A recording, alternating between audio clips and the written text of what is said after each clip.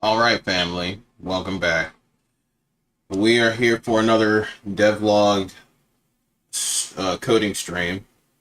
Let me hop over into Godot and show y'all what we got thus far.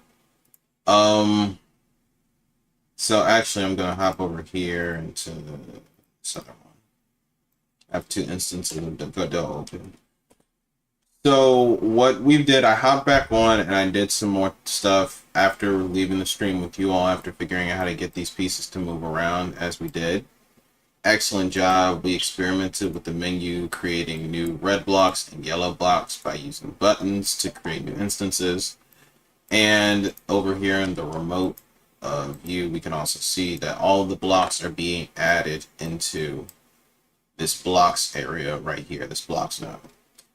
And oh right, that's what I didn't show you all. I made it so that we have a block where you click, it creates a new instance without moving the old block, so you can bring out several instances of it at the same time. Okay, so that was that. Then I hopped over here into Illustrator, where I designed the assets for version 0.1, where we're going to be using palms in units, place pieces, take away pieces, so that they can, have some fun out here into the play space. And then we'll add some additional features to them as time moves on. But right now, I just wanted to make sure that we understood how the whole menu space works, because beforehand, I was trying to use these submenus with actual UI control or UI nodes. Ooh, don't want to move that. And that just didn't give me the effect that I wanted. What's that? Let's press this. That didn't exactly give me the effect that I wanted. So we're gonna see if we can make the same effect. Excuse me, with just 2D sprites. No controller UI nodes right now. I might have been going a little too ahead of myself on that. All right. So then, in addition to that, we also have this new game that I just started working on today. Should have let you all in on it a little bit sooner, but hey, better late than never. So if we wrong one. If we run the progress, this is going to open up full screen. I imported the background. This might look familiar to some of you who have been in our prior American Math videos or in tutorials and watched our Liquid Measure series. So now you can grab these blocks and drag them out into the play space. So you can count up 5, 6, 7, 8, so on and so forth. Hit C to clear them away. So what I'm doing now is I'm replicating that into every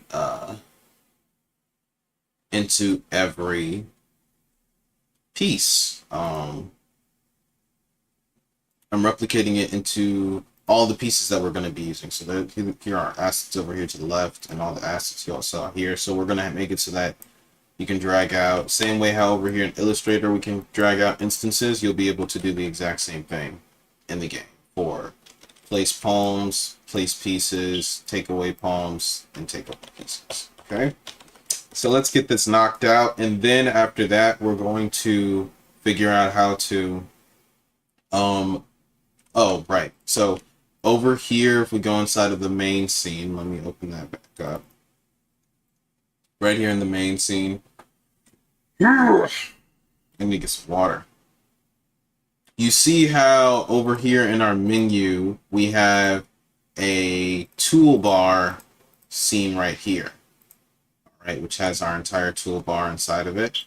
So what we're going to do is we're going to finish making these base blocks and pieces.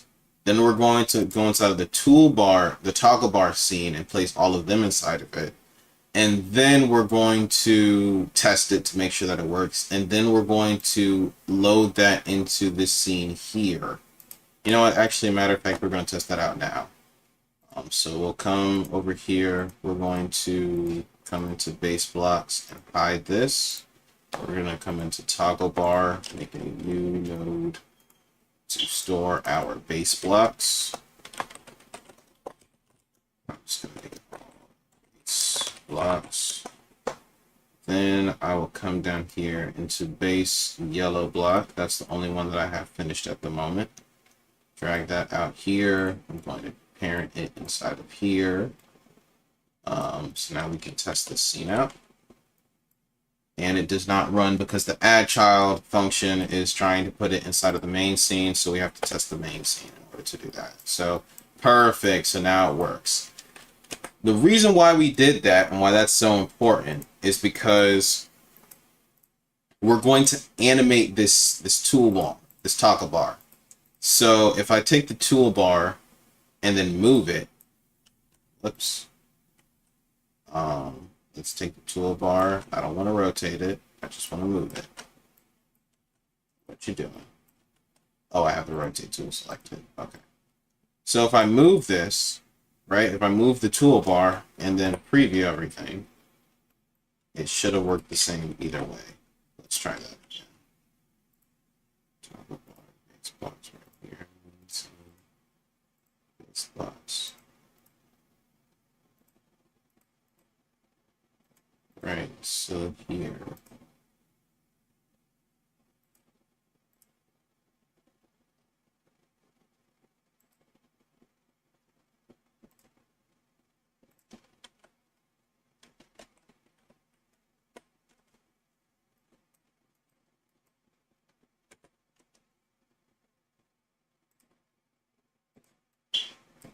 Why isn't this moving with it?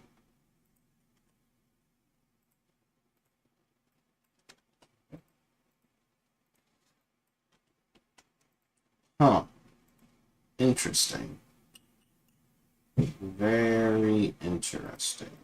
Maybe if I moved it out here like this, will you move with it? Nope, still don't want to move. That's weird. I haven't run into an issue like this. So the parent node should carry it with it. Maybe if I come into the main scene and then drag in here. Maybe I'm just doing it in the wrong place. So let's hide it here and save. So now over here in the main scene it's disappeared. Maybe, yeah. So now it's taken away over there. So we can drag in base yellow block inside of the scene like this. And then place it as the child of this node here. Now if we move the node, now it moves with it. Cool. I'm glad we went ahead and figured this out before I did a whole bunch of stuff I didn't need to do. We're going to delete this. Going to come back over to the main scene and we're going to leave this around for now.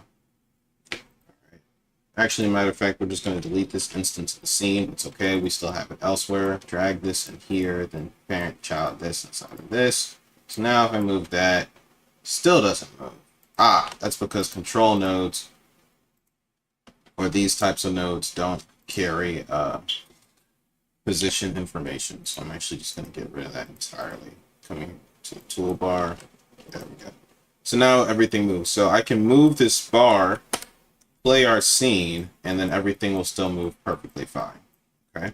So we're going to animate this toolbar so that every time you click this button here, right here at the top, it's going to, you know what we're actually going to do? We're going to give this an area 2D now and a collision. Shape node, give it rectangle, and we're going to go ahead and no, I'm giving it the wrong thing. I want to come here to toggle arrow. Collision shape. Area 2D node. Even there. Give you this thing. Make you this size. Like so. Let's turn off grid snapping. I've gotten much more used to Godot in the last couple days, much faster than I thought, because that learning curve was beating me up a couple of days ago. I'm not gonna lie. But we're adding this toggle arrow here so that later on, or we're adding this collision node in this area body so that we know every time we click on this, it's going to run the animation that's going to change the state of this node so that it'll animate up and animate down. Or also even switch out the image as well, which I forgot to do. I'm going to rename this to up then, because we'll also make another one that says down. Toggle arrow, rename. Cool. Let's make sure that everything still runs properly. Yep, everything updates. Cool. Let me just double check, make sure that the seeded clear works. Yes, it does. All right. So we're going to close the main scene and close the toggle bar so that we can finish building these things here. The base yellow block's the only one that works right now, and we need to go through and connect the area 2D and the script to all of these as well. And I'm going to use this as an opportunity with some reference over here to my left to rewrite this code as best I can. Like I'm not going to prioritize looking at the left, but yeah. Oh, also, I'm not sure if I told you all, but we also need to make two unique types of blocks. We need to have a base block and an instance block, and I'll show you why in a second. Because if we just run our current scene, we're dragging out these blocks individually, right? Let's say we come over here into the script of base yellow block, and instead of loading the yellow block scene, we load base yellow block. Okay, because this is what happened. I made the yellow block code first and then made base and realized, oh, there are two halves of it. I need to make two different types of code. So if we run it, okay, everything looks normal. We're able to drag out several instances. Okay, but let's say we want to move these around. Uh-oh. Hold up. They're spreading like the plague. Ah! So, that was an ugly sound. So they're spreading like the plague. Because these are all based instances, so they will not move after they've been placed, after they've been set down. Okay. The script will reset, and we'll be able to look into that some more as we go into the what's it called? Come on, you know what I'm talking about.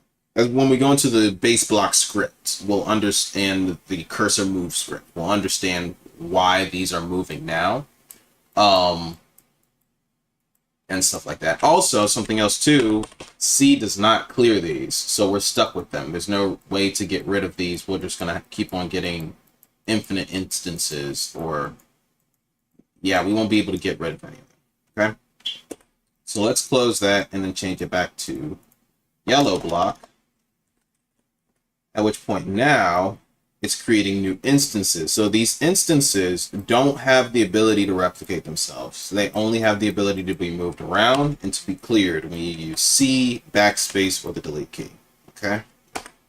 So, yes. So I need to reconnect all these different codes to all these other instance types. Now, I tried just copy pasting, which works to a degree. But I still need to go through and set up the specific signal to the, so like, for example, if I copy paste this signal from base yellow block into base red block, it's going to trigger whenever it's triggered on the base yellow block, or it won't be triggered at all because base yellow block is not, the signal does not exist in this node here. You know, these areas, while they have the same name, they're different. They live in two different places. So I need to give this its own unique signal. So then that signal triggers the replication code and adds it into the right area inside of the root directory of our game. If it doesn't make sense, it will. Okay, so now we're at base red block. I don't want to be in 2D right now. I just want to make sure that all of my other things are working properly. I'm leaving all of them at their 0, 0 coordinates. So I made a base yellow palm, area 2D, and collision shape 2D. So all these are looking A-okay. Now let's come into base red block, add a script. We're going to give it the base red block script name, create. My brain just all of a sudden. First, we're going to set a var equals to selected. Okay. Then we need to var selected equals true. There we go. So now we need to make a function called follow mouse.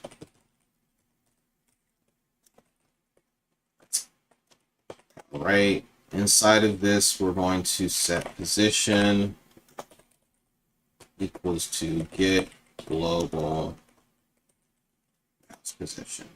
All right. Save.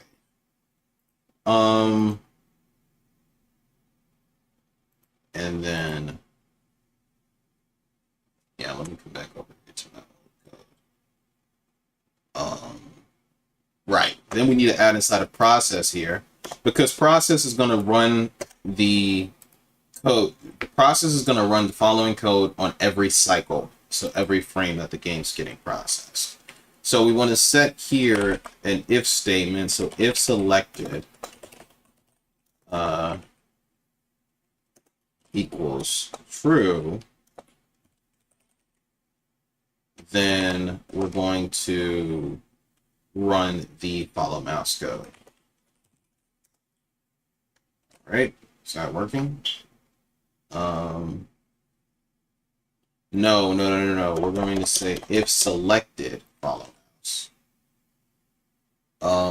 We don't want to do if selected equals true, because this is just a function. If something is selected, then it's going to equal true. All right, and then we could set an else, like else, then don't follow mouse, but we don't need to, because this will only trigger when it's selected. So we don't need to say have an else statement in here.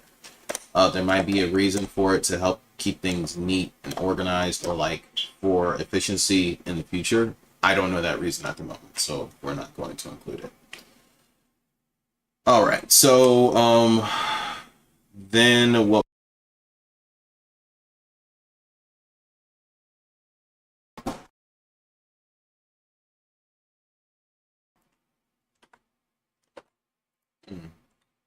Change this thing. There we go. I was a little off. Nah, that's fine. I'll just shift this side around and then we're Gucci snakes. So let's hop down here, and we need to now define the media trigger. All right, so we've established selected. If whatever we're pressing is selected, follow the mouse. And following the mouse means that the position is going to be equal to the get global mouse position. Okay. Ooh, saying this for the record, and I might even make a note of it. Ooh,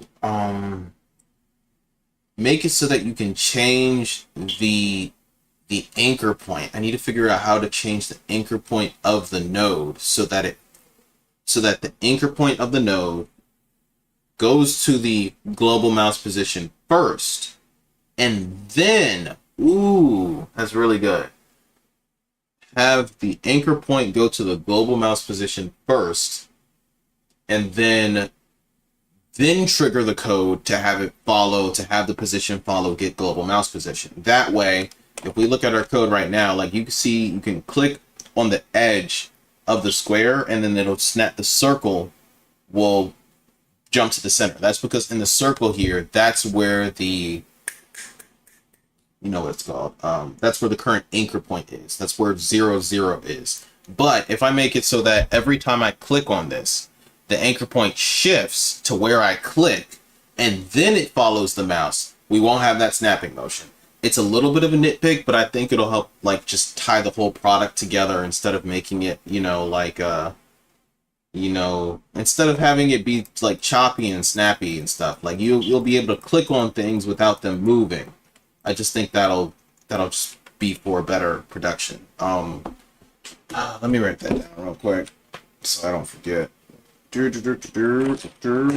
I How y'all been doing today? 'Cause I've been doing pretty all right, if I do say so myself. If I do say so myself. Let's get this written down.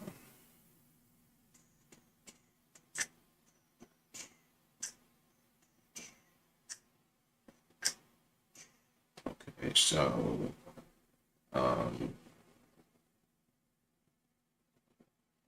let's see.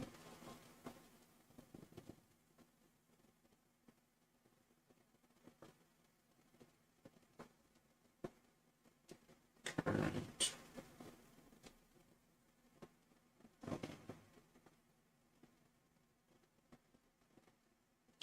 Click.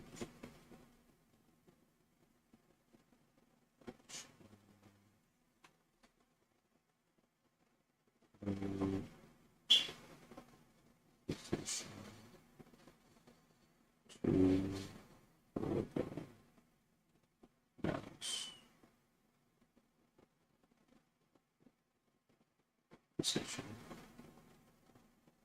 Alright. Then I wanted to go to new. It's going to be click input. Then we're going to go to change anchor point to current mouse position. And then it's going to position to mouse position.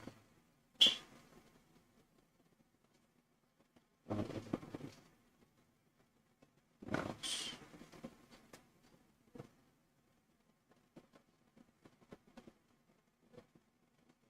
All right. I'm glad I made that note because I feel like that won't be too hard for me to figure out now that I got this code down.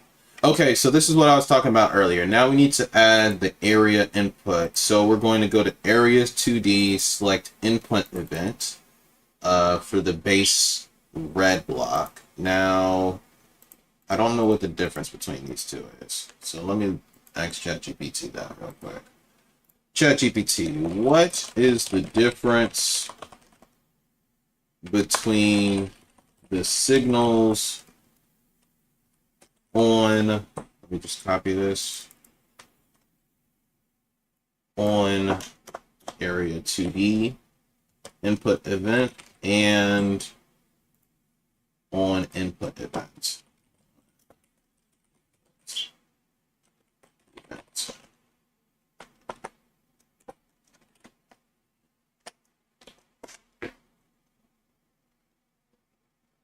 The signals serve different purposes in Godot and are emitted by different types of nodes. Here's a detailed explanation of each. Okay. The signal is specific to the area 2D node and is emitted when an input event like a mouse click or key press occurs within the area defined by the area 2D node's collision shapes. Signal input event. Parameters viewport. That received the input event, the input event that occurred, input mouse event, button, event key, shape IDX, the index of the shape within the area 2D that received the event. Usage example. On input event, the signal is more general and is used by several types of nodes, including control nodes and input event handling nodes like collision object 2D. It is emitted when an input event occurs and is not handled by any other node.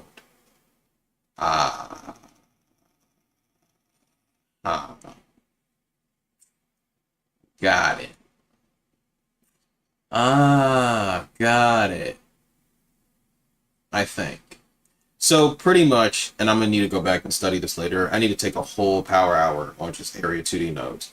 But for everyone that doesn't know, power hours are 15-minute or it's pretty much studying something for an hour.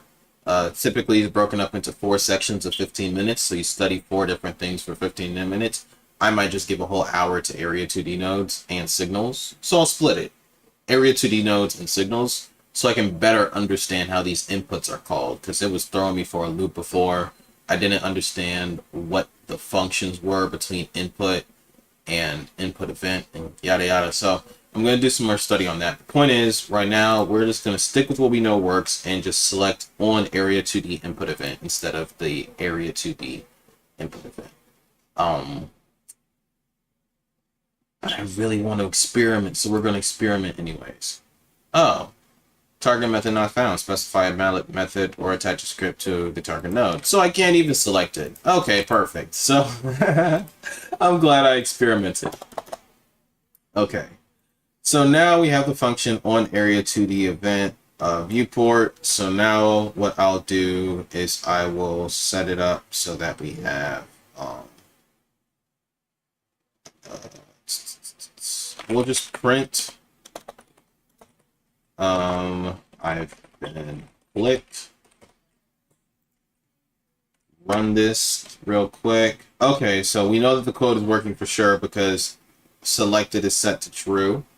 And therefore it's going to follow the mouse. And I'm so glad I finally understand how that works, because if I come up here and I set this to false and run the code again, it's not going to follow. If we click here, it will say that we've been clicked down here in the debug log.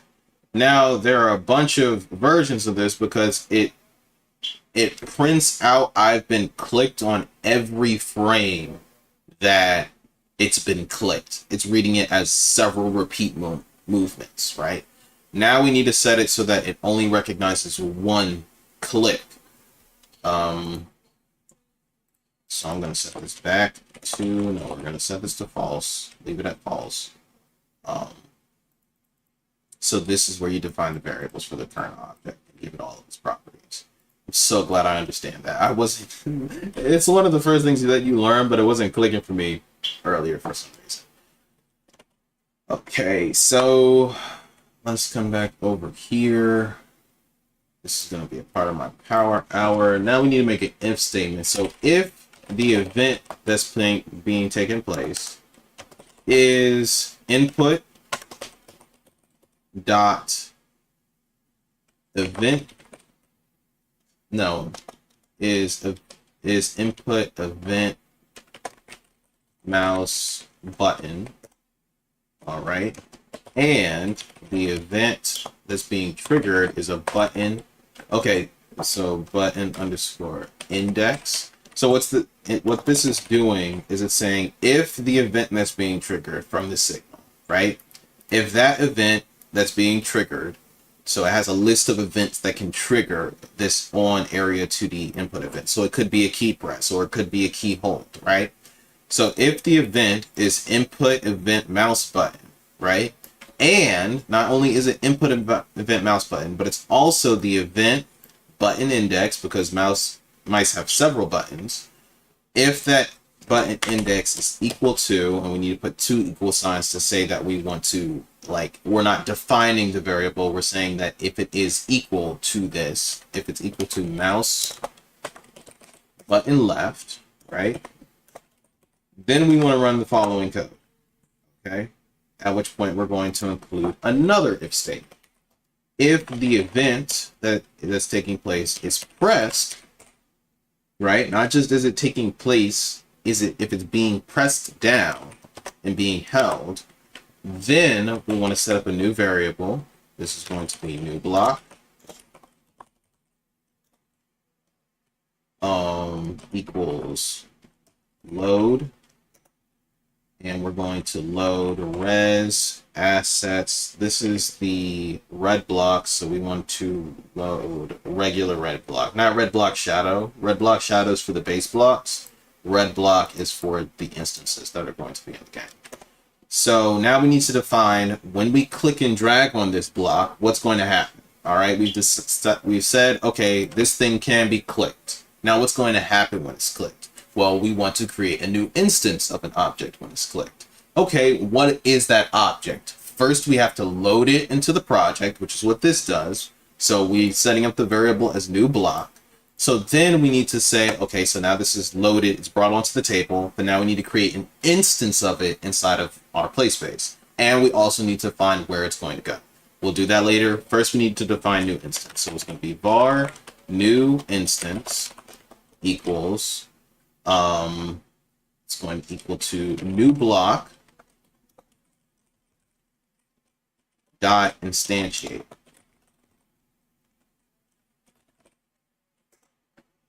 Did I spell that right? No, that's a T. It needs to be a T, not a instantiate. Right. And we can't forget the. And then it's going to run the instantiate function. So this is saying on mouse button click, we're going to load in a new block. All right. This is where you're going to find that block. And then you're going to make a new instance from that block. So then new instance is going to be new block dot instantiate. Instantiate creates a new version of it into the play space. Okay. And then now, so if we were to run this, nothing would happen. Okay. Non-existent function instantiate. Did I spell that right? instantiate. Yep.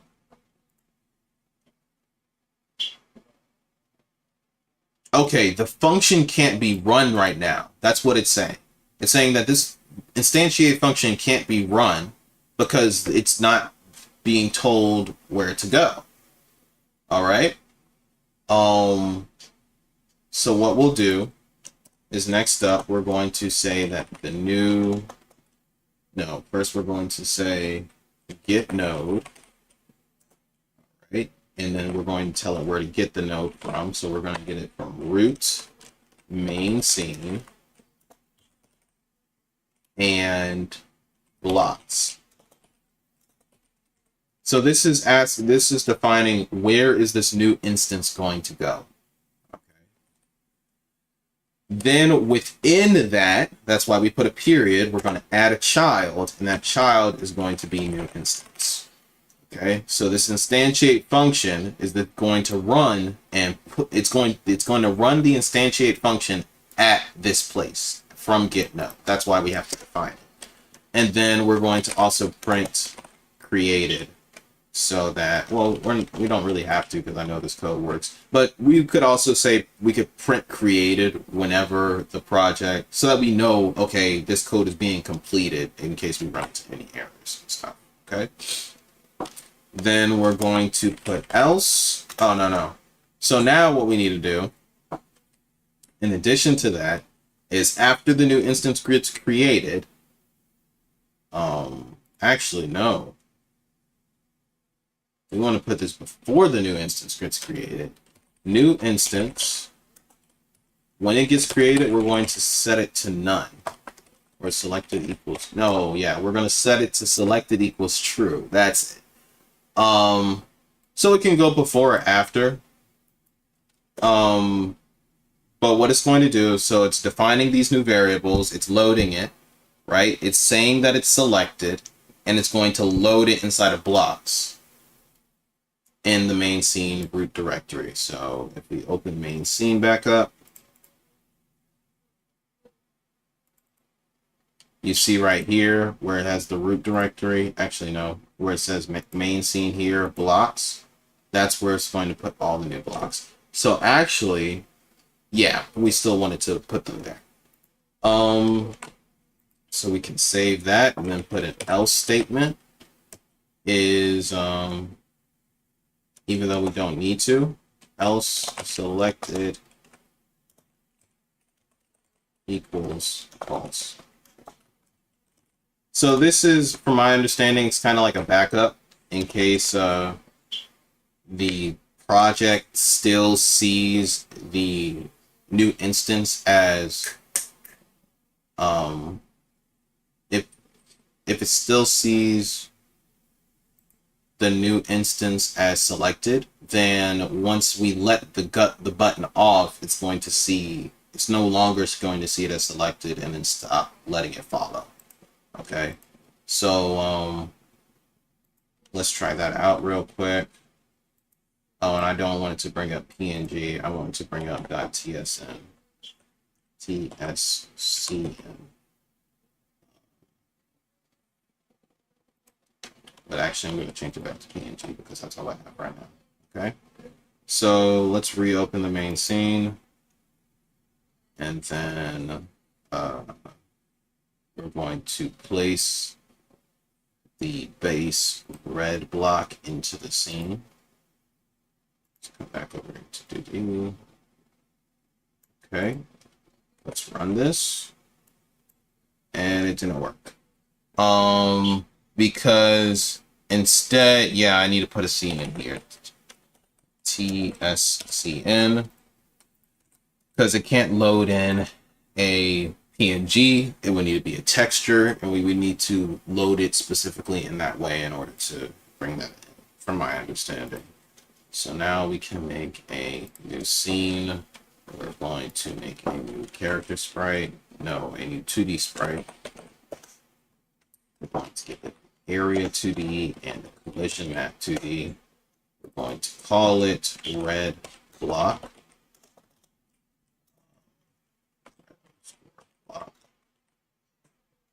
We'll give it a shape collision of a rectangle. Come over here into 2D. Load up the red block sprite, not the one with the shadow. We'll come in here, make this bigger. Make this bigger to cover the shape. I'm actually gonna drop it down like this so that I can experiment later. I'll know how to come back and fix it. And then we'll save red block back inside of the scenes folder. So now it'll create a new instance of this every time we make it. So come back over here into main scene. Let's run it. Still not working.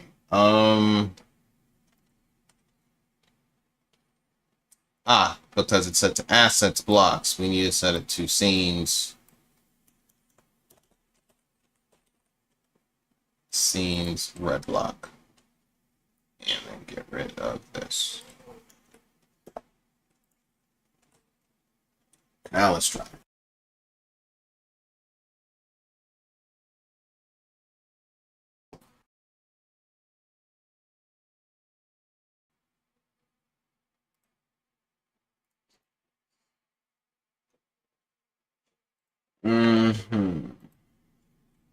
Let me come back over to my script. Res, scenes, red block, new block. Here, maybe, nope, that's where it's supposed to be. Get node, root, main scene block, add new instance, else selected false. Everything should be working fine. Let's see, maybe I spelled something wrong. Select to follow mouse, position down.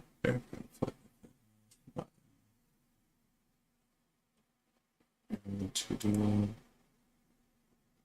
base red block. Let's go back to the base red block scene. Well, all the signals are checking out. One button, one box left, dot fast, load, red block scene. Maybe it has something to do with the way you see it.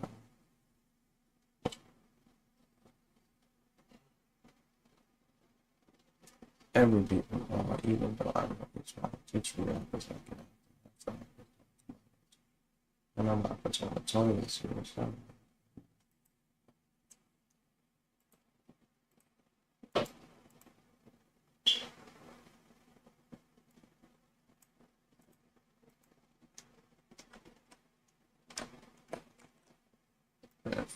Shout out to those who told me Toby is a good name. Toby Chupu did Bumbley, where's my correct name?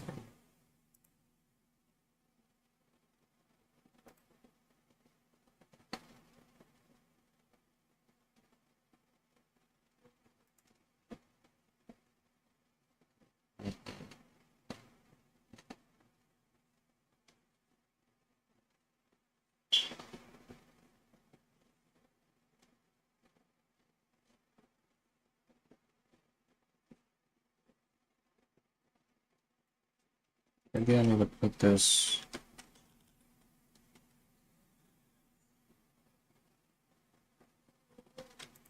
afterwards.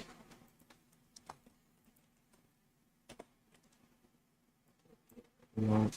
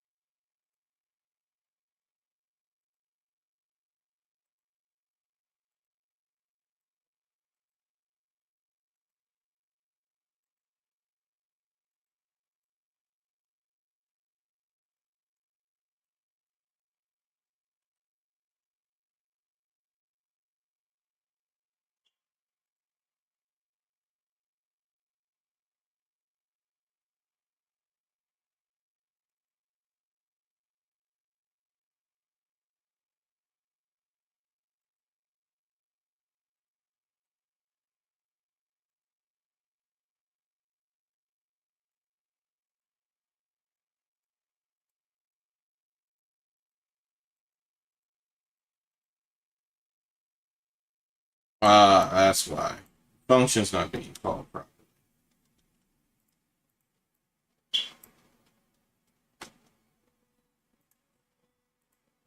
The declaration disappeared for some reason.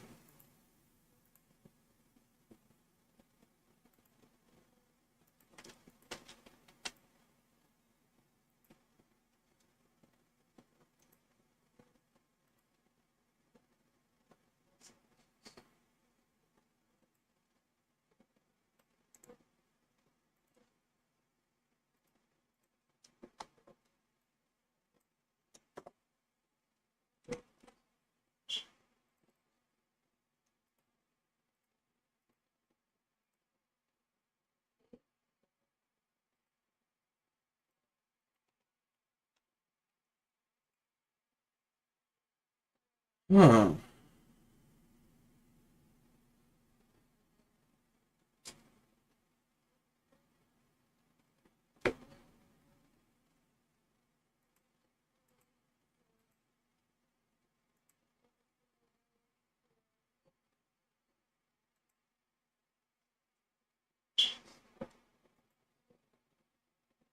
No, it was supposed to be here. I was at the wrong thing. I was a red block. Oh, no wonder. Red block has the wrong code. No, red block doesn't have any script to it yet. So it's fine. Let's see.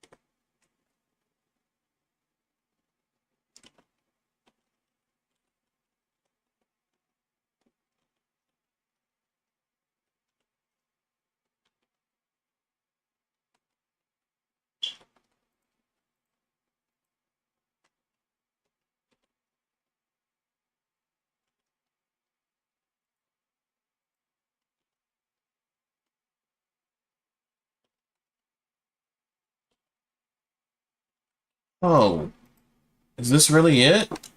Of course it's not going to load in because that's not in the main scene. Let's try this again.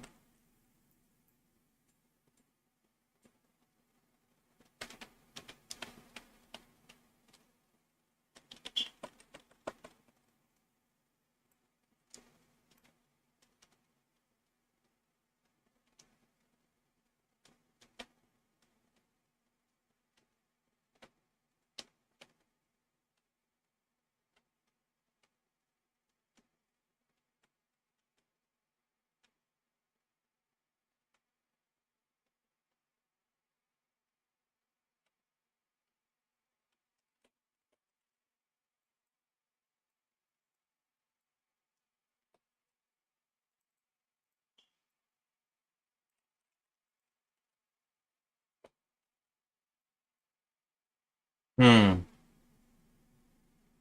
So it has something to do with red block. So why isn't red block being able to be loaded in? Because it works fine with yellow block. There's nothing wrong with the code. It loads these yellow blocks in just fine. But it doesn't work for red block.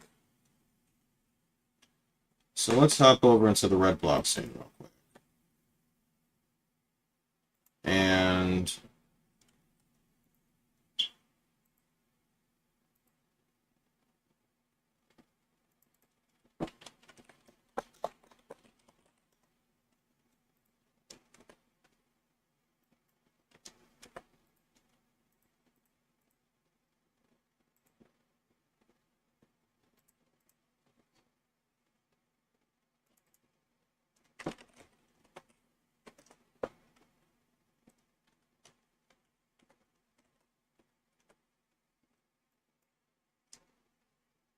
yep, still not working. Okay, now let's copy this yellow block code.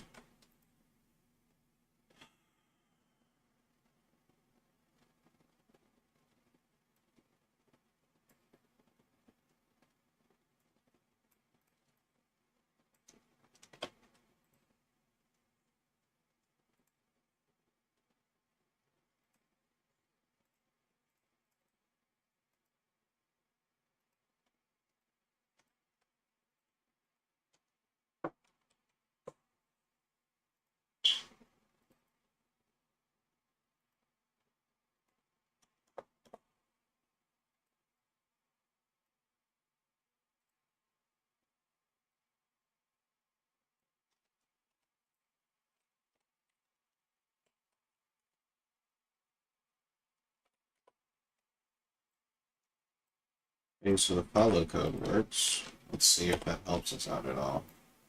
It does. Huh. So I guess it needs a script in order for the code to work. That's weird. Why? That's interesting. So it needs a script on the red block in order for it to work. Doesn't matter what type of script. Let's say I just comment all this out real quick.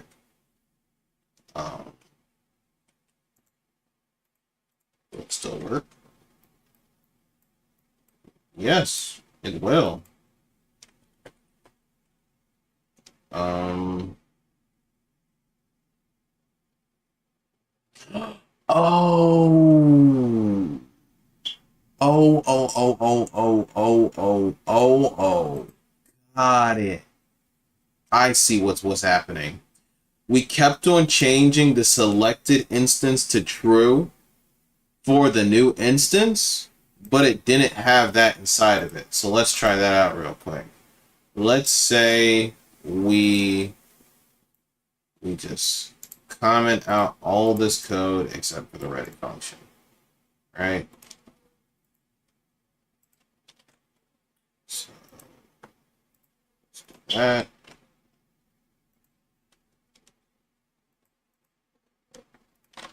Save. Let's run this. Yeah.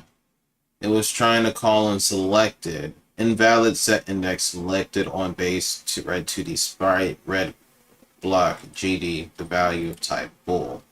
So it was saying that it's invalid because it doesn't exist. It didn't exist over here in red. So now that it exists, the function can be called on, and now it can be selected. So now it works fine. Okay. That makes sense. I'm glad I learned that. That's important to keep in mind and remember. Okay? So that took a little minute, but we got everything out that we needed to get out. So now we finished base yellow block and base red block. So let's go into base red palm. Let's give you a script. Change scripts.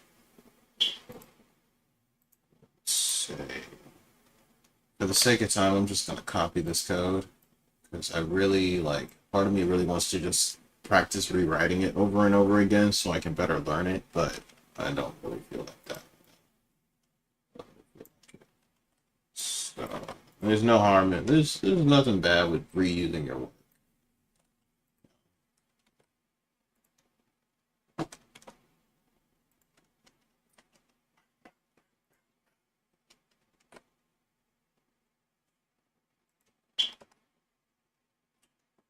Okay, so same as earlier, set the new input thing, boom.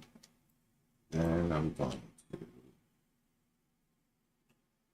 copy paste this code in. Actually, I'm going to rewrite it this one time, just so that I can is input mouse button and event dot pressed equals mouse button left. Okay, so actually this needs to have only if event dot pressed, then we're going to variable, what was it called? I know this new instance. This is going to be new block. New block equals look. Oh, yeah, load.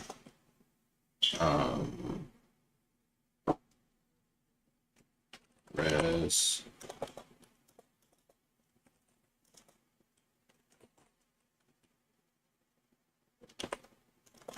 Where's the file path? Res colon. So you just get rid of it. Okay. I see how it is. Res scenes. And we're going to have this call the scene. This is red palms, so base, no, red palm, TSC. Red palm does not exist yet, so we're going to get an error, but it's okay, we're going to fix it. So, and this is supposed to be pressed, not reset. Variable instance equals block instantiate.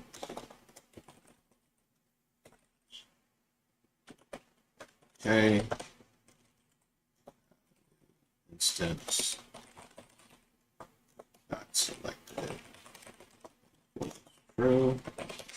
Right, because new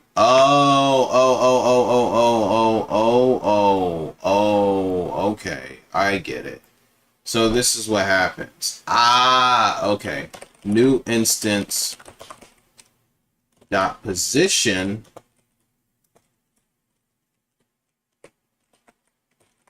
equals get global. That's what it was. That was another piece of code that it was saying earlier. Now it's saying that selected isn't declared anywhere. Oh no, the selected variable doesn't exist yet.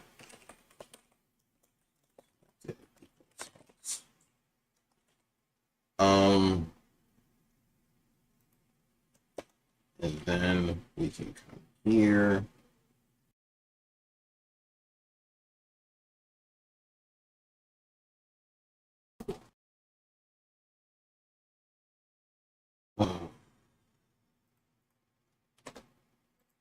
All right, so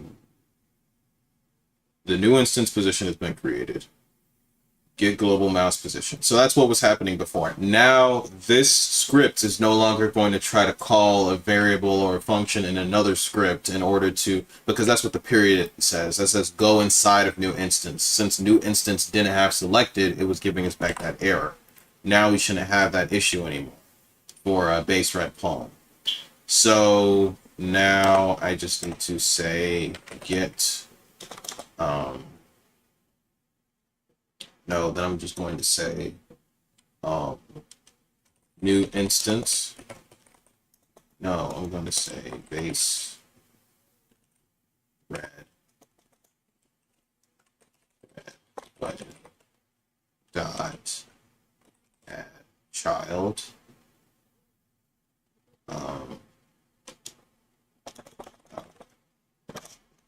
We're going to come up here and define a new variable, hold control, drag this out. No, drag control first, then hold control. So base red palm. So now we're going to say base red palm dot add child. And that child is going to be new instance. Okay. And that should be it. We'll also print created so that we can make sure that this code is running fully. So now if we run it, we just run this scene, press the right button.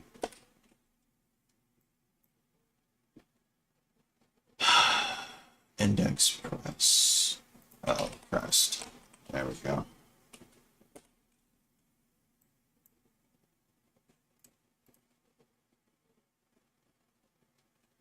Oh, no, it's not pressed. It's button index.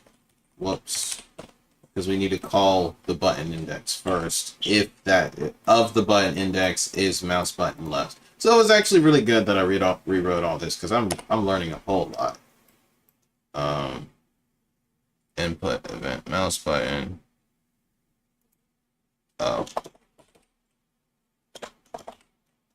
It's full of typos.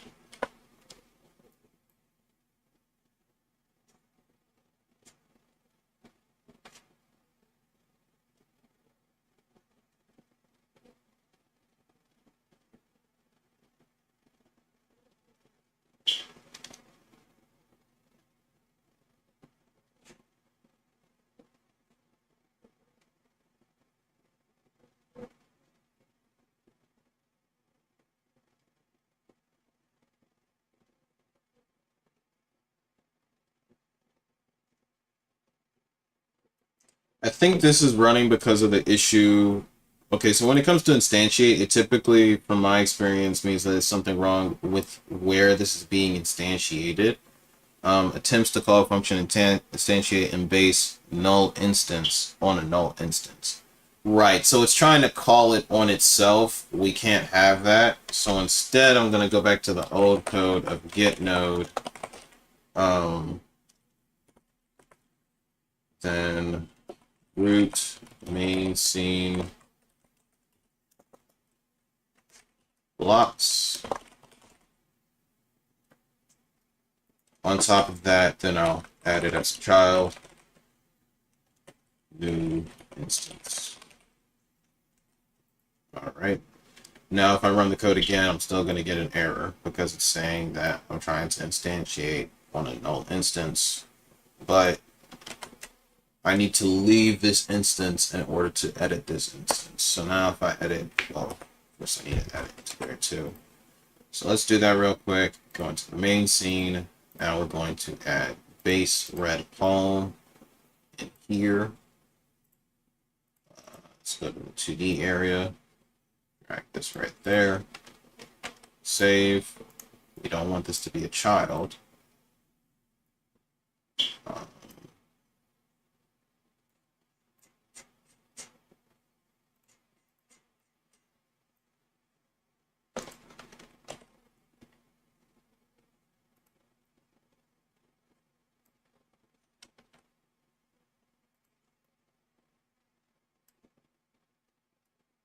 We're also going to add base yellow palm in here too, so we won't need to come back and add it. Okay.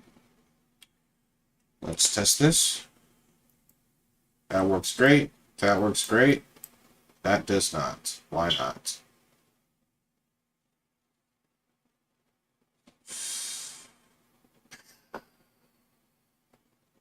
You learn something new every day.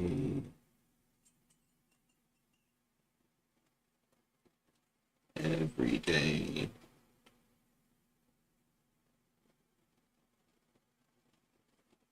Is it the same issue when it comes to Red Palm not having any code in it? Give it a shot. Oh, no wonder.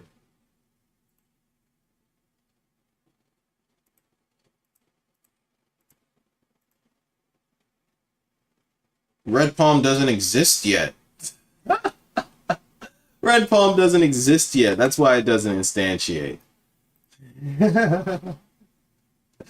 Okay, now let's create Red Palm, because I created all the base palms, but not the actual stuff yet. So let's make a collision body. No, I don't want to make a collision body first. So let's make a sprite. Let's make an area node. Let's make a collision node. Give that the rectangular shape.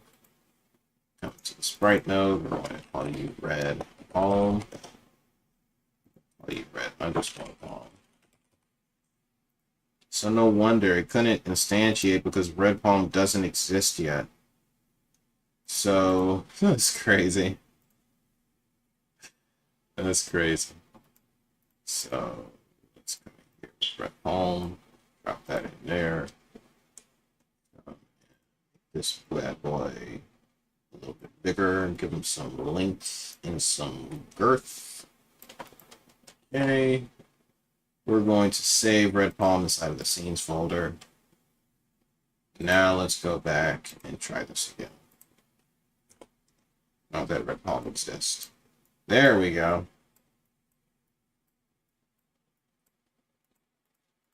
Okay. Ah. Okay, interesting. So that other piece of code actually wasn't necessary because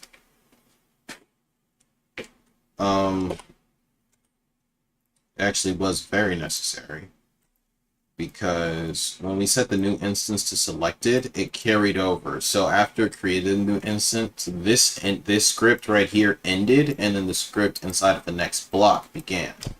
So we do still need to go through and add that information in. Um, but before we do that, change this to press and try it again. Nope, that didn't work. So pressed is necessary.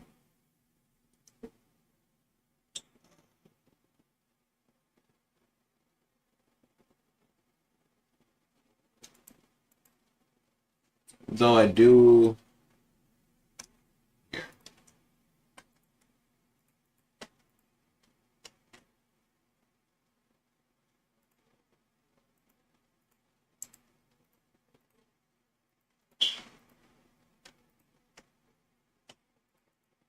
It should open the documentation. Why aren't you opening?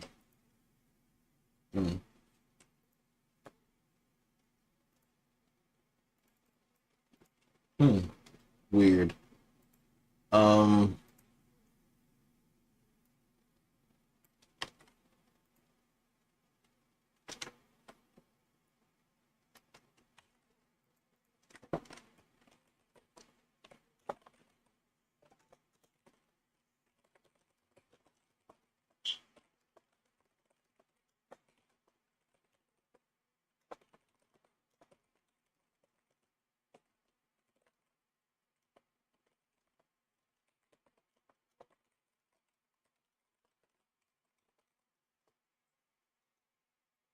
asking ChatGPT a question real quick. I just want to figure out how I can call on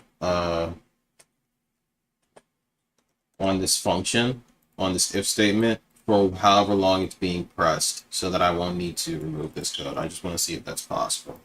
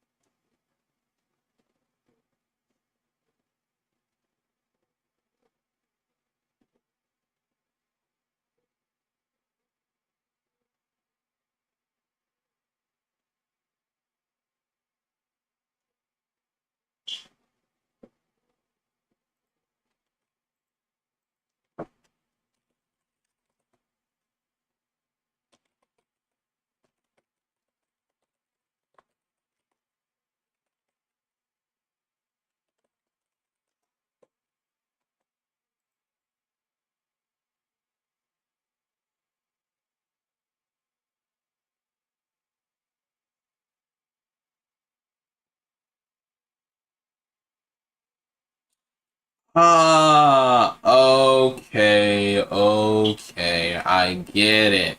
So I can remove this. This piece of code is totally unnecessary because whenever the event is pressed, oh, I'm not going to say it's unnecessary. Because whenever this is pressed, it sets the current position to the middle position, right? It creates this new instance. But this is a brand new instance. It's not the base instance anymore. It's this new Palm instance. And while they may look the same, they're different and have different code. So this new Palm instance is totally static because it has no code attached to it. And it can no longer be called on because it's not with the original script. So we need to give it its own script so it can keep on moving while it's on the page. I'm really hoping that makes sense because it's making a lot of sense to me. So now we're going to say new instance dot selected equals true. That's still not going to work right now because it's going to say, hey, we don't know where selected is. That's fine. We're going to come over here, create a new script, Palm. Oops. No, I didn't want to do that. Let's take this and drag it up here to scripts, or down to scripts. There we go. Okay.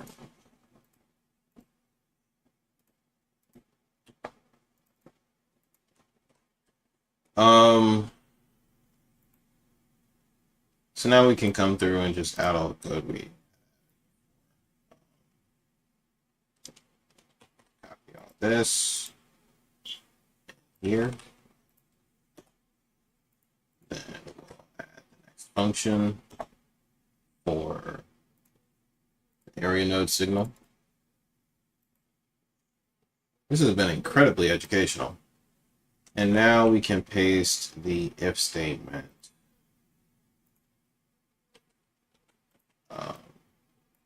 That we had before.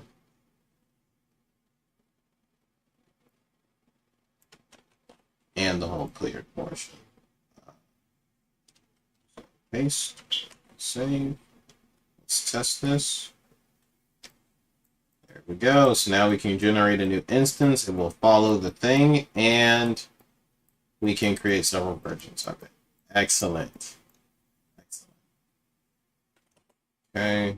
Is my camera still on? Yeah, we're still here.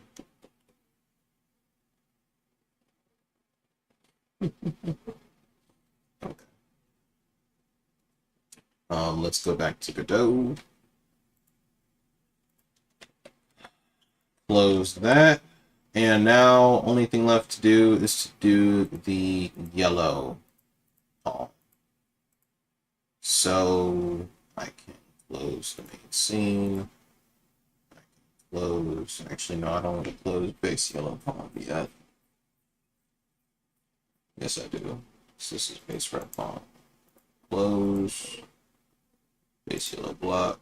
Close. Close.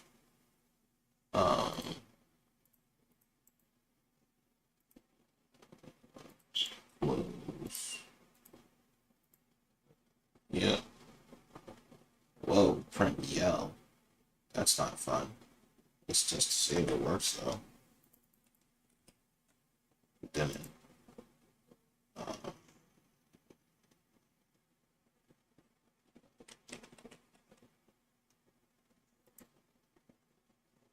That's because it's not connected.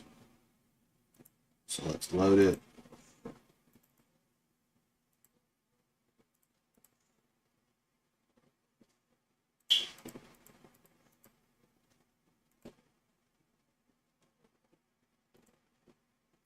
Oh, that's because this is the yellow block base code. I want to rename this. Scripts.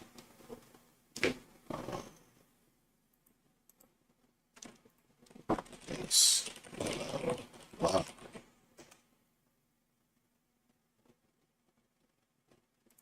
Okay.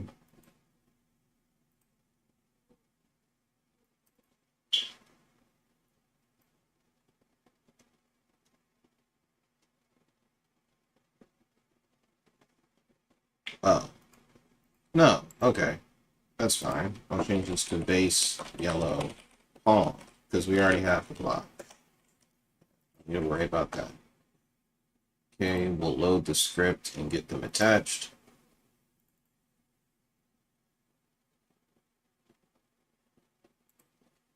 Base yellow palm.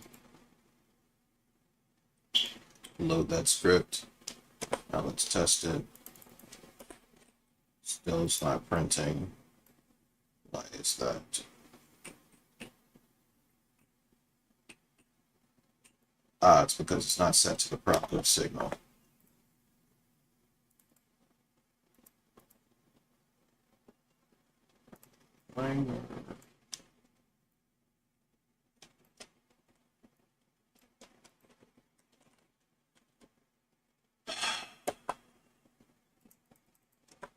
Yep, now it's printing yellow. We're good.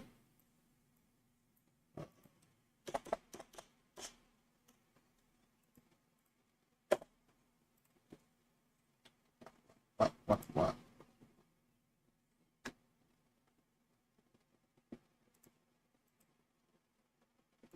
So let's copy all this code.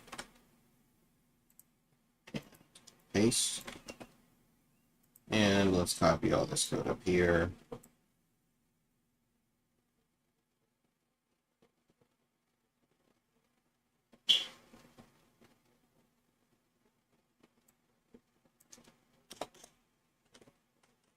I don't need that anymore.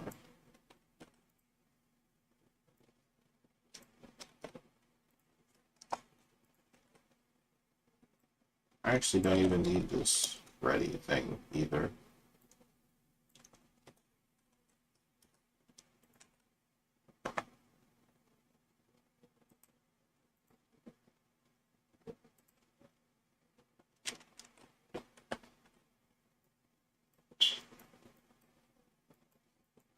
Okay, so the code's getting generated properly. Now we just need to switch it out so that this instead of red palm is yellow palm.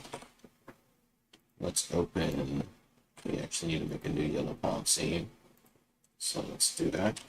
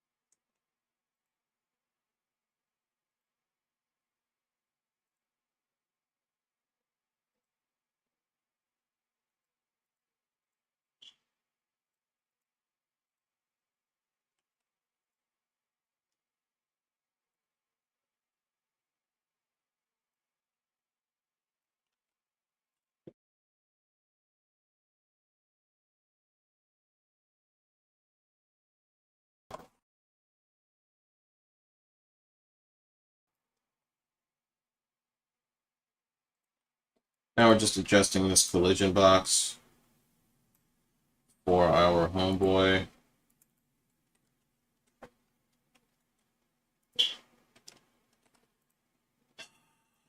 Let's come in here and go ahead and add in the yellow palm script. Let's say scripts, create, red palm, this, yellow palm.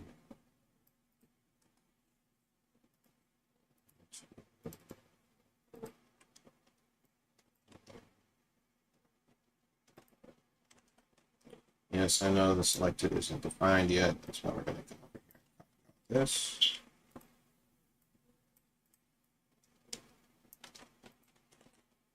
You happy now? Thank you.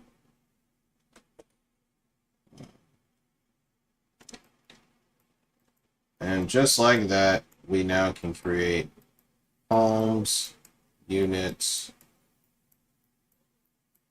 and take away and place pieces.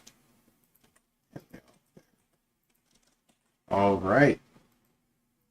So let's just make sure that our project is organized. Get to 2D main scene.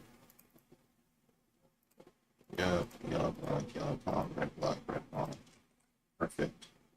And if we run this, I'm going to create 1, 2, 1. And if we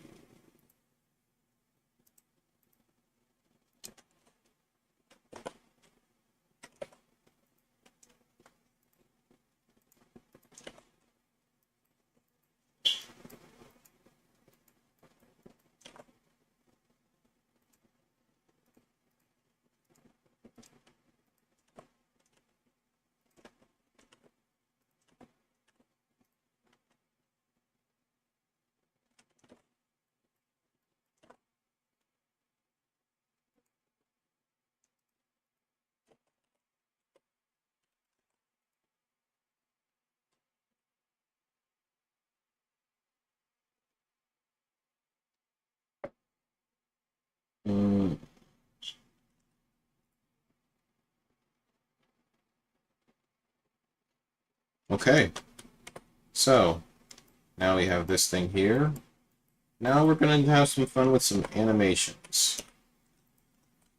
Jumping right into the next thing. We're going to come down here to our toolbar and are going to make an animation player node. Type of node is this. Node 2D. Let me pull up my tutorial real quick. Go animation 2D. Okay.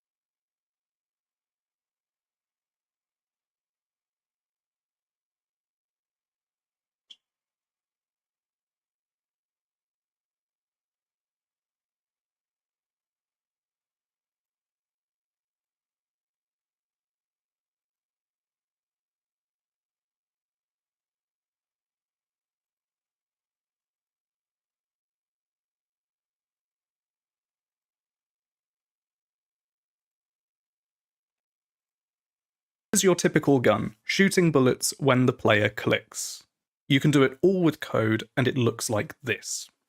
Or, in Godot, you can use an animation instead and save at least 15 lines of code.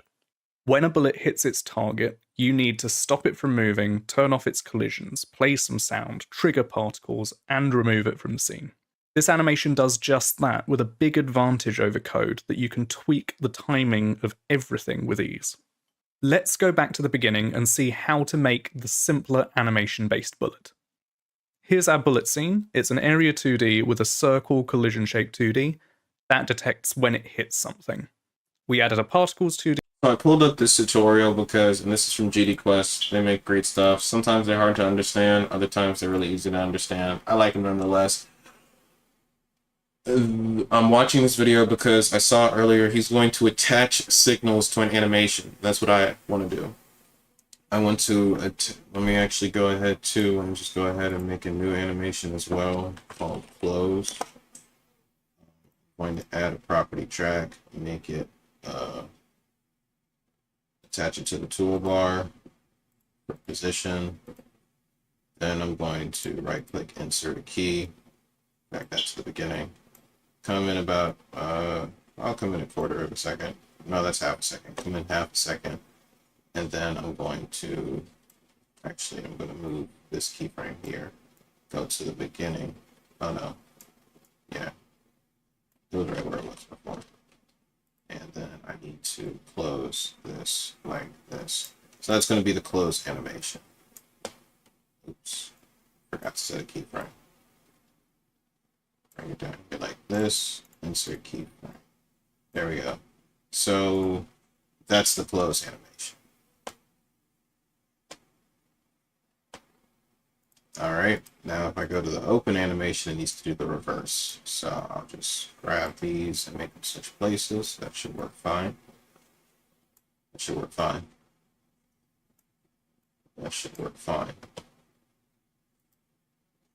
There we go.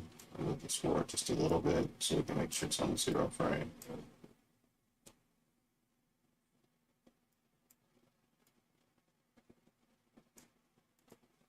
So that's the open animation, and this is the close animation.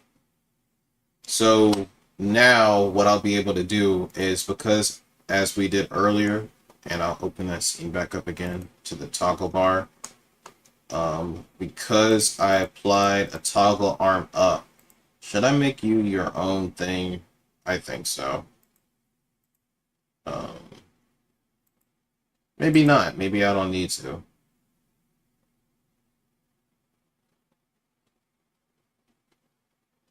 Yeah, I should be able to just apply the script here. That'll be fine.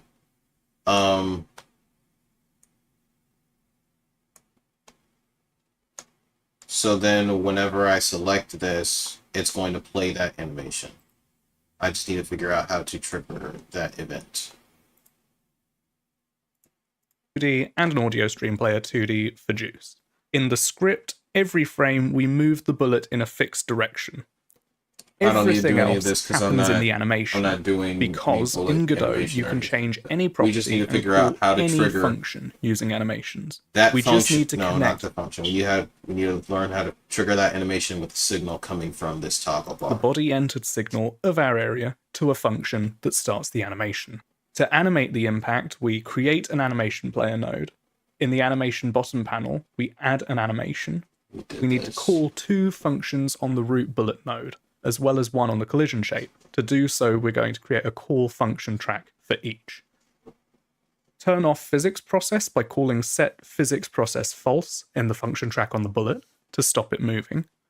Cue free the collision shape in its function track to stop it colliding. Set emitting to true on your particles for the collision. Play the sound of the bullet hitting its mark. To do that, we add an audio stream player, drag and drop. Using animations is great. Changing the timings of everything is a breeze, saving you time jumping around to turn it into a thick beam. We use a call function track to play particles and damage the target. And thank That's not exactly doing what I wanted it to do. But you know what? I think I can figure this out myself. I don't think I even need that tutorial to figure this out. So what I'll do is I'll come in here to the toggle bar, create a new script for it. It's going to be called right, because I want them to switch out every time.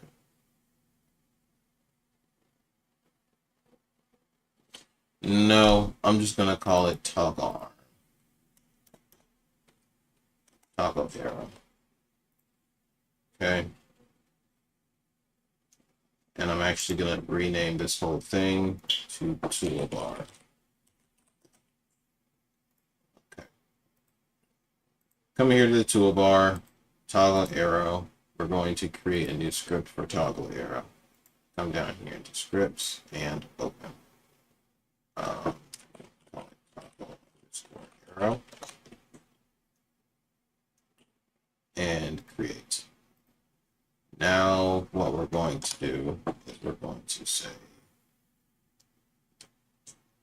come to area 2D, and we're going to set up the input function for whenever this is pressed. Okay, it's connected.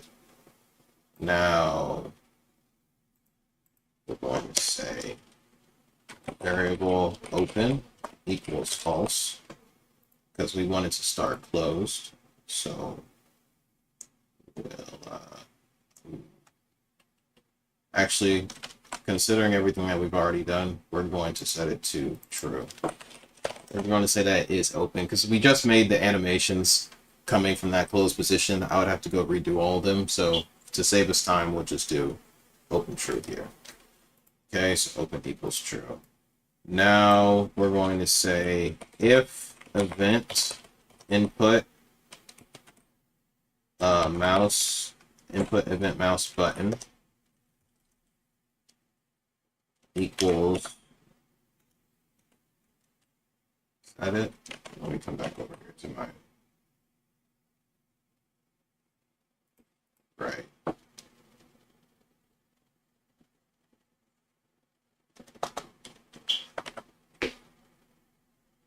Yeah, I need to learn more about input event mouse button. I'm just going to use the same code that I had earlier. Before I go do some more study. Button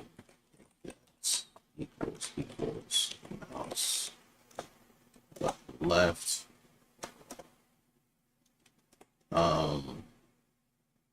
No.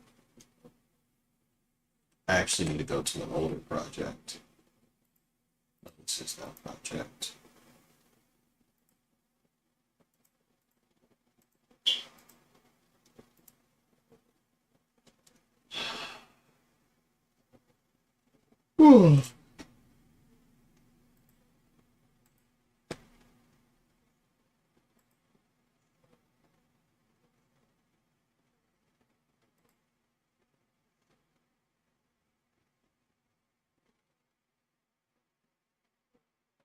Ah.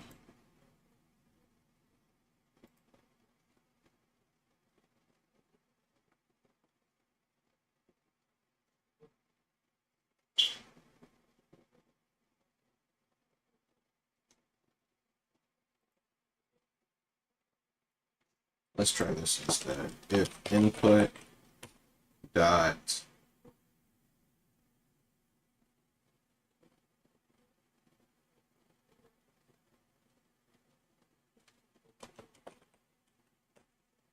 mouse right.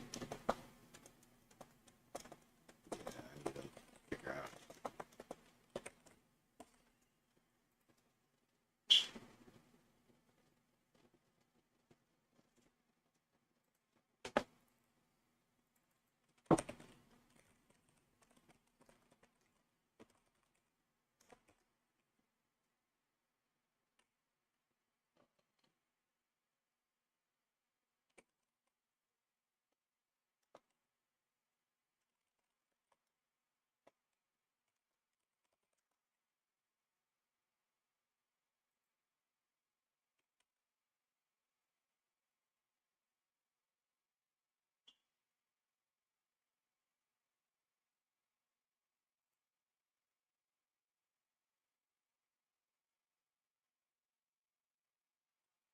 Oh, I was on the right track. So it's the exact same type of code I was using before.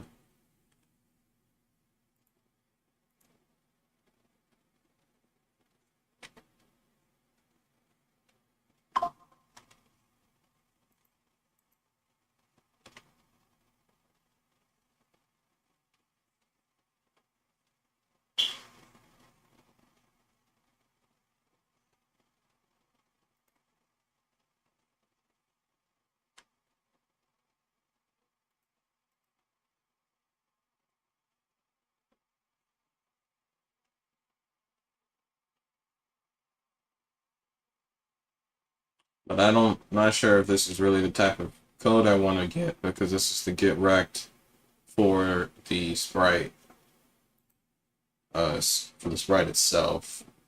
I'm not sure if that's really what I want. Um,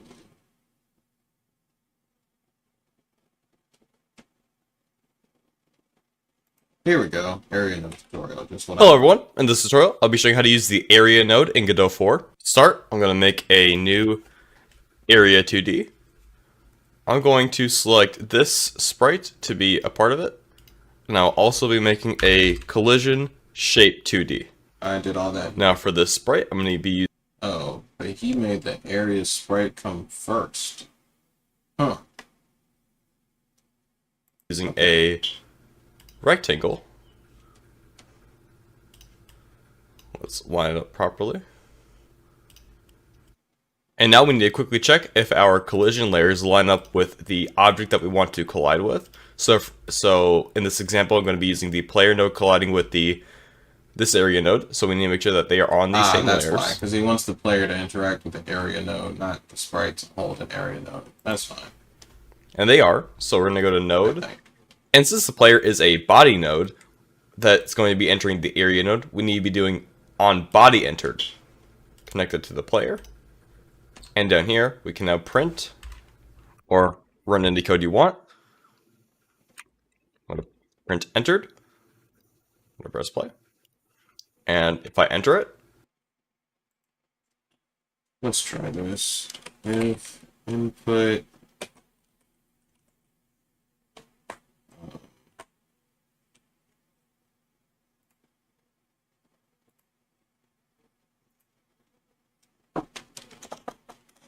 event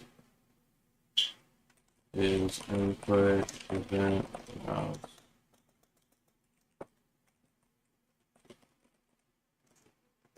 Button and event dot button index equals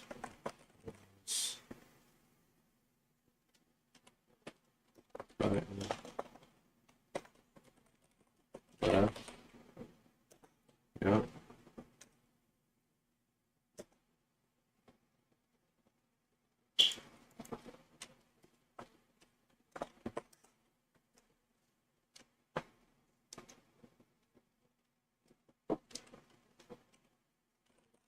Next.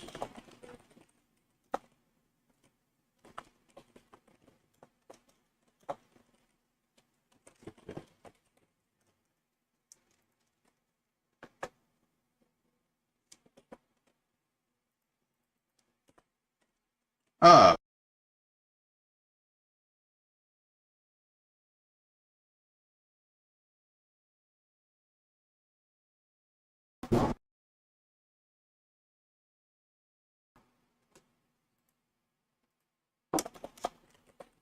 Yeah.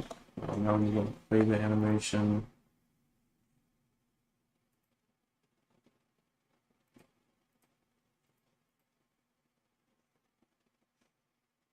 Yeah. Okay, then I need to go animation underscore player dot play. And we're going to play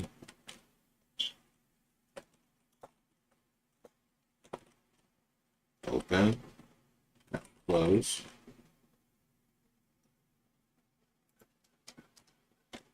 Actually, put if open.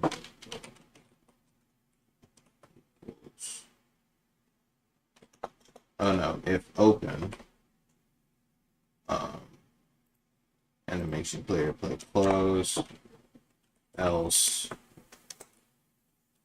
animation player play open. That should do the trick.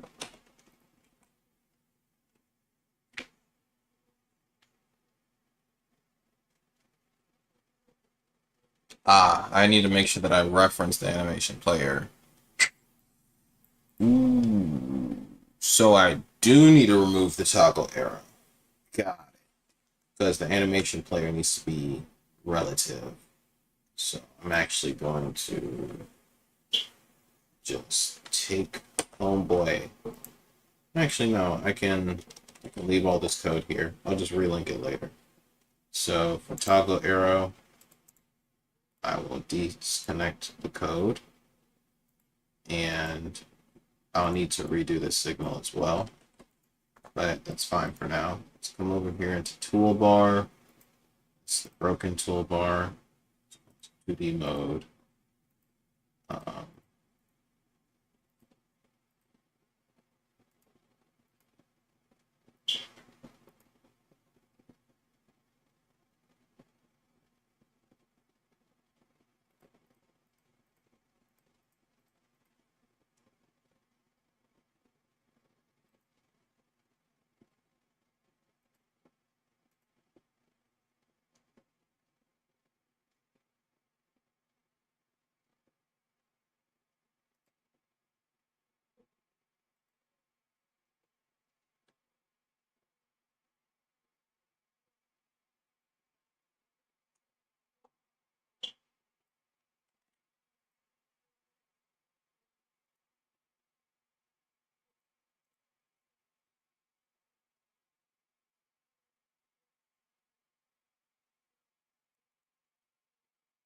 Wonder if you can export a, if you can save a node as a scene. So I won't need to redo this.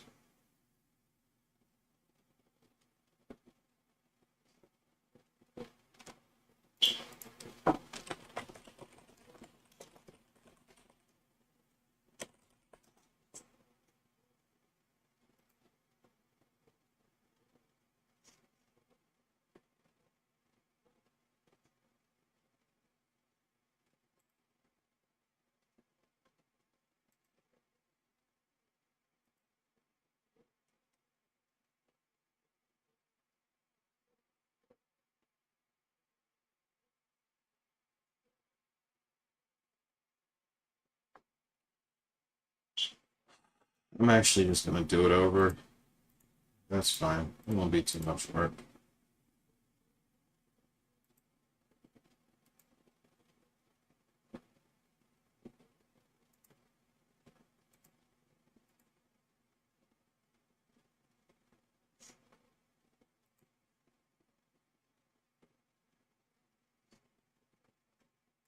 Actually,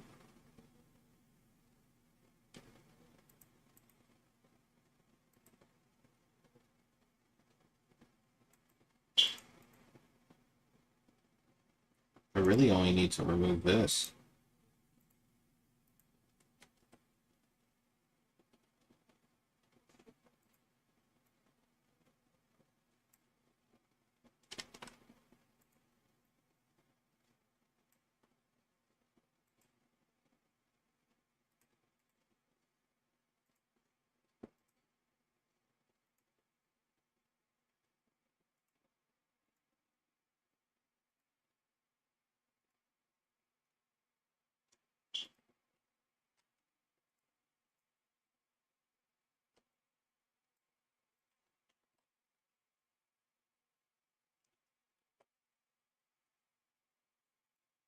Haha! There we go. Okay, so now whenever we click on it, it plays the down animation. So that means that we forgot to put here. So then we need to set. So if the event is triggered like a mouse button click, if open animation player play close, then we're going to set open equals false. Else then it's going to be open. So then we say open equals true. Save, run it one more time. So now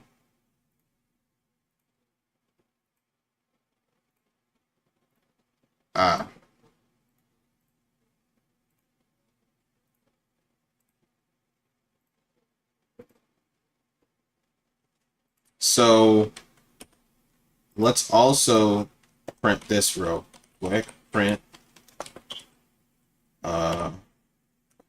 closed and print open. So now if we run this code and we press this a couple times to see what it does, we'll see here that it's gone through a bunch of cycles. So I'll reset this. I'm only going to click this 3 times. So it should say close, open, close. All right. But here it is 4 times. See, again, I only clicked it 3 times, but it says close and open 3 times because this is running for however long the button is pressed down. So like every millisecond or whatever. So we want to change it so that's only when it's been pressed once. And I remember I had a piece of code where I did that. It's over here inside of the menu. Let me switch over here. This is a second instance of Godot running with another project. I know for this one, I had, for this open menu, it was doing the same thing, where it needed to tell it this is only being clicked once. So I need to go inside of that button. What is this? Yeah, it's button. Let's go inside of the script. One button pressed. Yeah, open equals false. I'm not open. Animation play open. Play close. So this is calling the on button pressed function. So that was my workaround.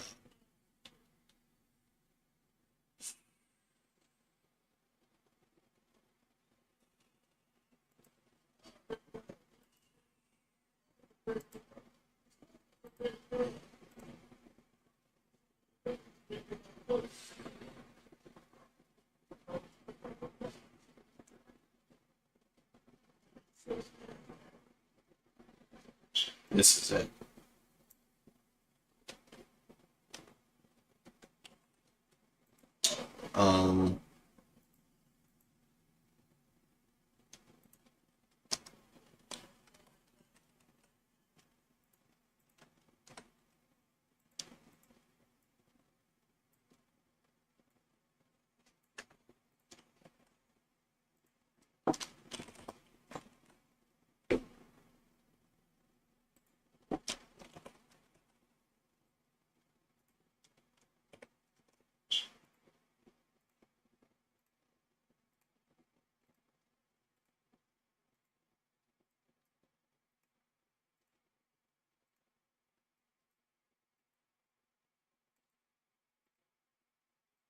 I don't know why it's doing that every couple clicks.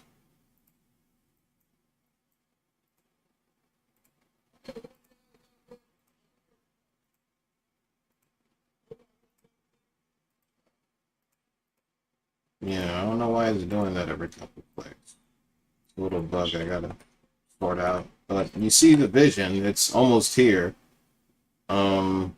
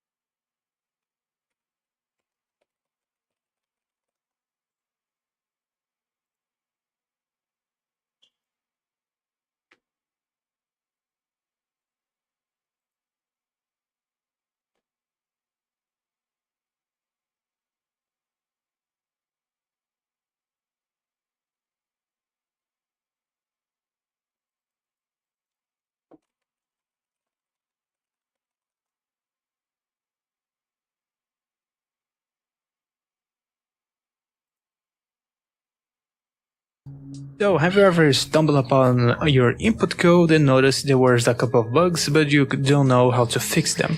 I'm going to be talking about how I fixed a bunch of bugs that I found on my input function. One will look at this code and say, yeah, it's fine, it's checking for inputs and stuff.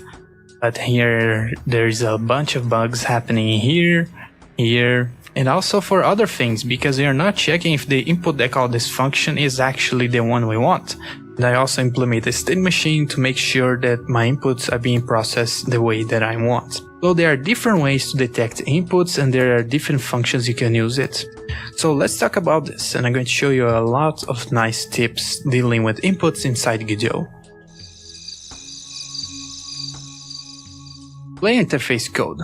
So being this the code for the input section, well, a couple of things are wrong. The first one I'm going to point out is these bunches of ifs here. Because they are ifs and they don't have another sequence like else or elif, every if is executed independently, so every if could be run at the same time. So this was something that I wanted at that time. I was prototyping the code. But now we need to address this. And also something I want to address is that everything is using input here. So input has its own uses, but the correct use here for input is just this guy here. So this is one of the common ways you do to check for the input here. Now the rest here is actually pretty wrong, so we need to address this and see how we can fix this. So right here we have the case of the old code, which was this one that I had, and the new code, which is this guy on the right here. So I have hidden some parts of the code which are not relevant for this tutorial, but the important part here that you should notice is that I am no longer using only ifs. Now there's a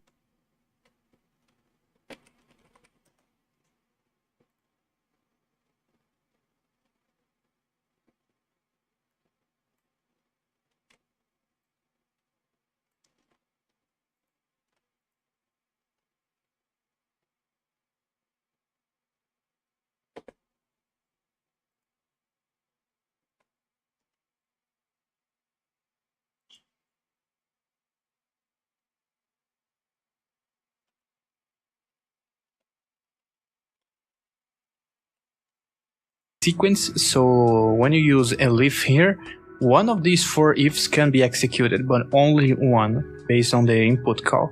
Because on this case here, every if is checked separately. Here, if one of those conditions in the downwards order is executed, then it's just going to use one of them. So on this case, only one of these are being selected, and here all of those could be either false or true. You may notice that I'm using a simple machine state here, and I'm going to cover a little bit about on this video as well. So basically we are matching a variable here, which is an integer, and we are going to ask it if it is on a current state, and we're gonna give some code here for it to run. So here I basically have divided my interface code, the input section of it, to be different depending on the modes that I wanted. So here I have created a mode for drag box selection, for building mode, formation path, and idle, and this potentially can be expanded however you like. So the idea here is that based on the states that the interface is on its input state, we're going to change how the inputs are processed. If you are on an idle state, you're going to have a couple of possibilities. If you are on drag box selection, the inputs now will do different things, and that is the same inputs. That's the magic of it. We're going to change the behavior of the inputs based on an input state variable. So match is almost the same thing as doing this right here. So as you can see here, we are matching the input state, and we're whenever you set the state. So here is a asset through the node. Later. I do not know what he's talking about.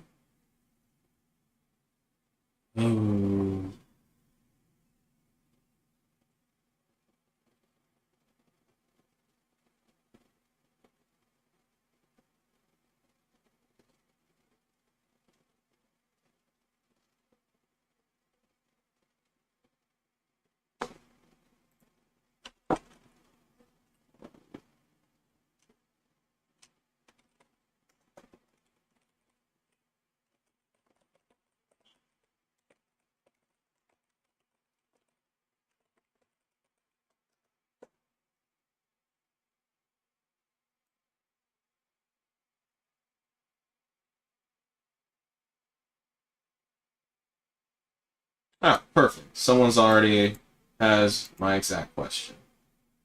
Um,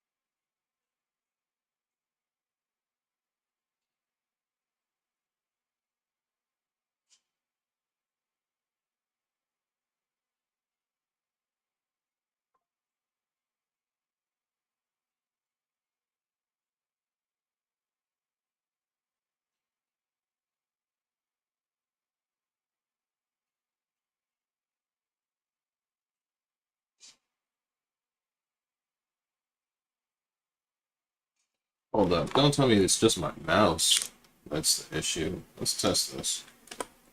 Switched over to my Cintiq Wacom. Yeah, it's still doing the same thing here.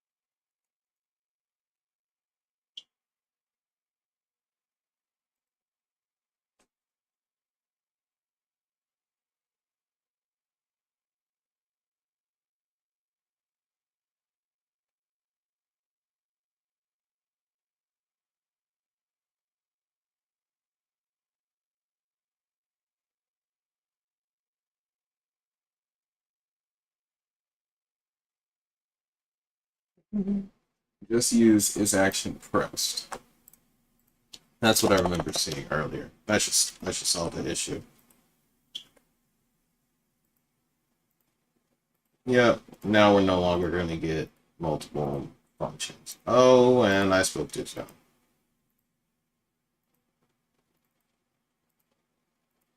Maybe not. Yeah, it still triggers sometimes. It's weird. Well, it's working better than it did before.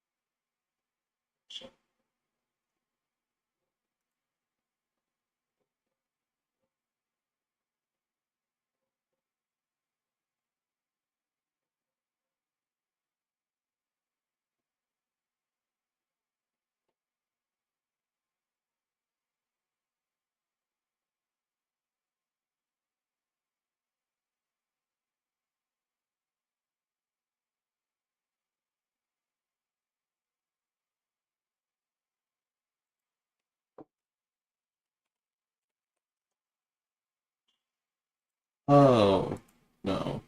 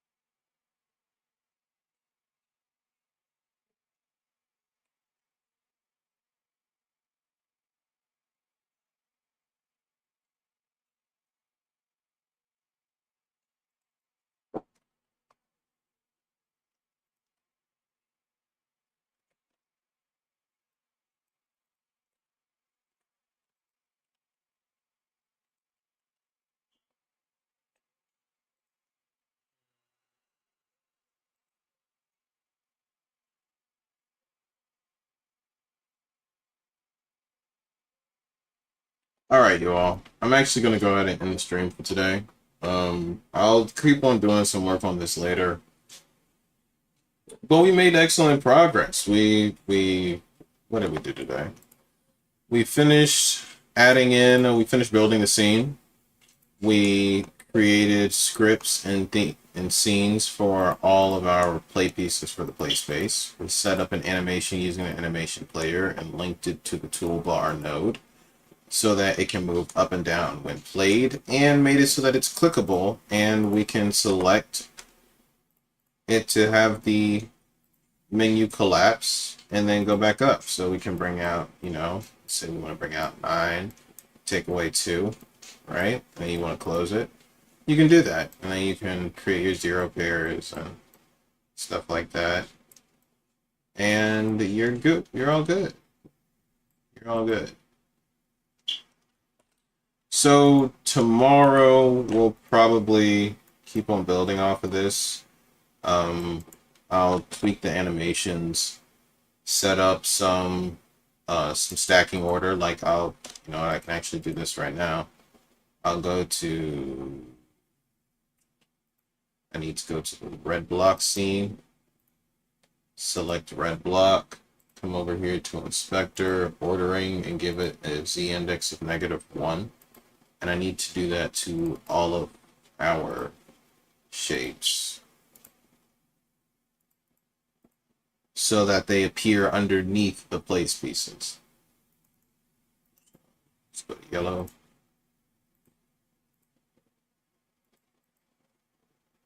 And to yellow palm. Now, I might need to come back through and do this all again later, but I like to just take these one step at a time. So that actually wasn't a good idea because now I can't click on them. So, yeah, we're just going to go ahead and undo all that.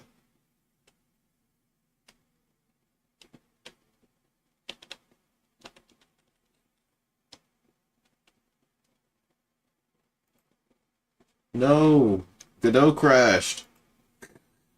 Alright, y'all, bye. Before I break something. We'll check back in tomorrow for our next stream, or just next time, whenever we talk again. Love y'all, deuces.